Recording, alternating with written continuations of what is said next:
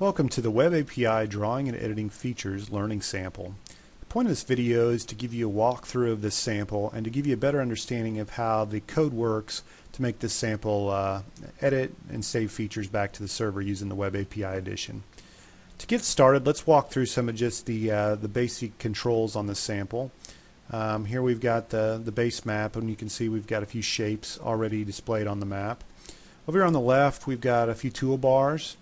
One allows you to zoom in and zoom out, and then we've got ones that allow you to draw new shapes such as polylines, polygons, rectangles, circles, points, etc.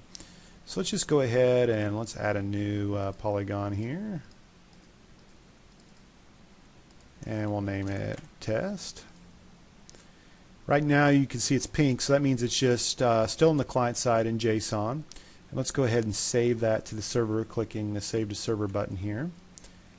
Now it's actually been saved to the server and is re-rendered back using the getTile method, the same way like the base maps are rendered out. Additionally, we've got a couple other buttons over here that allow you to edit any of these shapes. Once that's done, it goes and requests those shapes from the server, puts them in JSON here on the client, and you can modify the vertexes accordingly.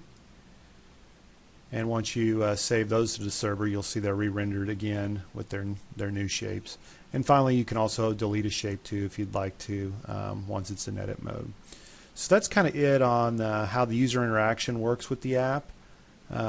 Let's dig into some of the JavaScript code and server-side controller code with the WebAPI Edition to see how this sample's built. So I'm going to flip over here to Visual Studio, and all this source is available on our wiki.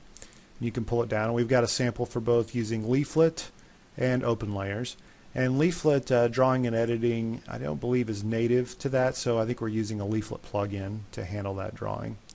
So let's take a look first at the client side and the HTML page. And all this is pretty standard stuff. We're just adding our links to our Leaflet libraries here. And let's look at the main parts of what we're wanting to do. So here's where we're saving the new shapes to the server, and you can see where we get the JSON from Leaflet, and then we'll do a jQuery post to our web API called Save Shapes, passing in that JSON. And once that's done, we'll remove the JSON layer and then get our dynamic layer back using the edit getTile method to re-render those shapes on the server, and that gives you full control over if you have a lot of shapes, however they're saved either in your database and in memory layer, etc. You can render them, very quick manner instead of having to pass in all that JSON back to the client.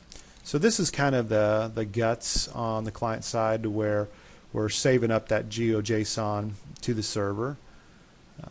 Additionally, here's just some different events to turn on the drawing tools to allow you to draw circles, polygons, etc. Let's see, looking on down here, it just handles the dialog to where we typed in our shape name and handles some of those dialog methods. So as you can see, not a lot going on client side, just basic JavaScript and some basic HTML there. Where I want to focus most of our time on the sample is actually on the server side, where we're using the web API. So we've created a controller here called the Drawing and Edit controller, and it exposes three different web API or REST web services. One called the getTile, which is just going to serve up those shapes that you add to the map or edit to the map and render them out accordingly. And so we're just saving all them shapes in what we call an in-memory feature layer. This could be used as any type of feature layer. You have shape files, you have your data in a SQL database or Postgres database. That's one great thing about MapSuite, is you can use virtually any format you want and render it accordingly. So we're just calling the get layer here, which builds up those shapes that are test data and sets the style for how they're going to be rendered on the map as well.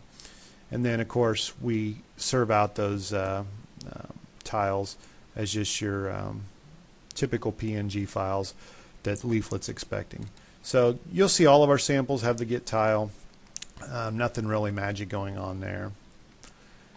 We also have another web API that calls getShapes, and what this is going to do is just take our in-memory feature layer that's containing our shapes and convert that to JSON to then be passed back to the client, so it can be added in the leaflet, and you can use the built-in leaflet editing tools that come with that drawing and editing plugin within leaflet. Next, I wanted to talk about the save shapes method. So this is where actually leaflet will post the JSON back to the server, and this is our REST API that will handle the JSON coming from the server and save that into the in-memory feature layer.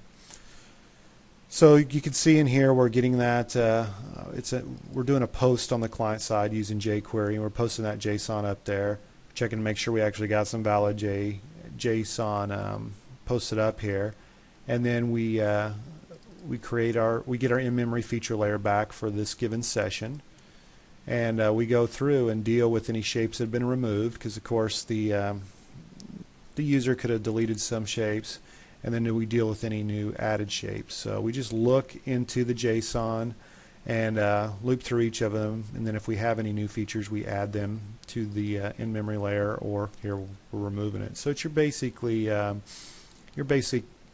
add remove type of operations that you would expect. So that's really it at a high level. The great thing about using editing is you can allow your users to draw virtually any feature, trace some outlines on the map, trace some things over aerial imagery, and really give them full control over building up their own feature sets. In this case, we're just using the in-memory feature layer to hold it on for simplicity of the sample, but again, you could use this to write to shape files, to write to your database, using any of the other various types of feature layers that MapSuite WebAPI or MapSuite in general supports. And you can look at our layer sample if you're interested in all the different types of formats that MapSuite supports. So in closing, that should give you a real high-level explanation of how this sample works, how we've built a few web APIs to save data that we receive from the client in JSON, and also retrieve data from the server in JSON so it can be manipulated in the client, and additionally how you can render those shapes on the server side back to the client using web API and the getTile web methods. I hope this sample has been helpful.